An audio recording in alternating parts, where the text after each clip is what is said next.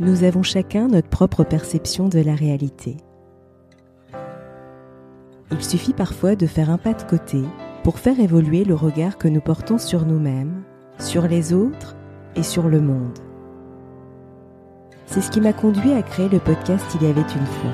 Je suis Sophie et je partage avec vous mes découvertes et mes rencontres pour mieux vous connaître, mieux vous comprendre et questionner votre point de vue. Si ces thématiques vous intéressent, je vous invite à vous abonner sur votre plateforme préférée.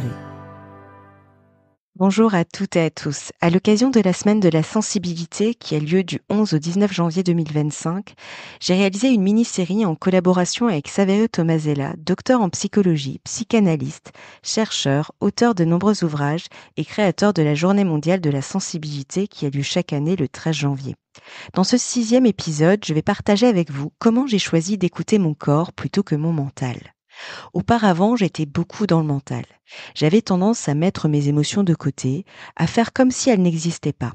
C'est un peu comme si je les glissais sous le tapis en espérant qu'elles finissent par disparaître. Bon, bien sûr, ça fonctionnait pas.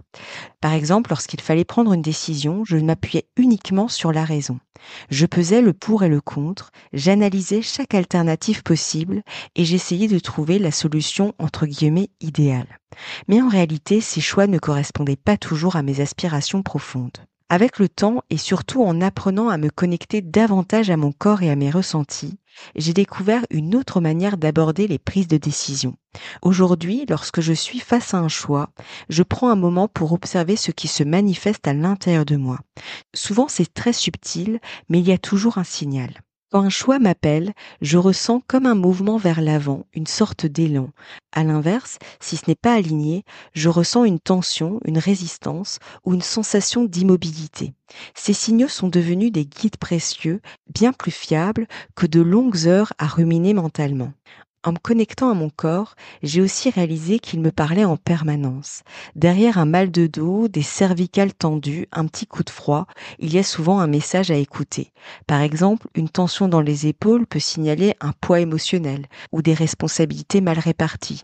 Une irritation de la peau peut révéler un besoin de poser ses limites ou une situation qui nous met mal à l'aise. Ce sont des pistes, bien sûr, mais prendre le temps d'observer ces signaux et de se demander qu'est-ce que mon corps essaye de me dire nous ouvre à des perspectives souvent plus justes.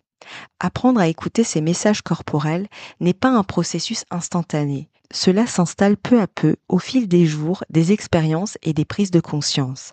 Mais cette écoute m'a permis de trouver un nouvel équilibre, plus ancré et plus en phase avec moi-même. Et vous ? Avez-vous déjà expérimenté cette écoute subtile de vos ressentis et des messages que votre corps vous envoie ? Merci pour votre écoute. Si cet épisode vous a parlé, n'hésitez pas à le partager ou à me laisser un commentaire. Je vous donne rendez-vous demain pour un nouvel épisode où Saverio Tomasella vous parlera de l'écoute de notre intuition. À demain!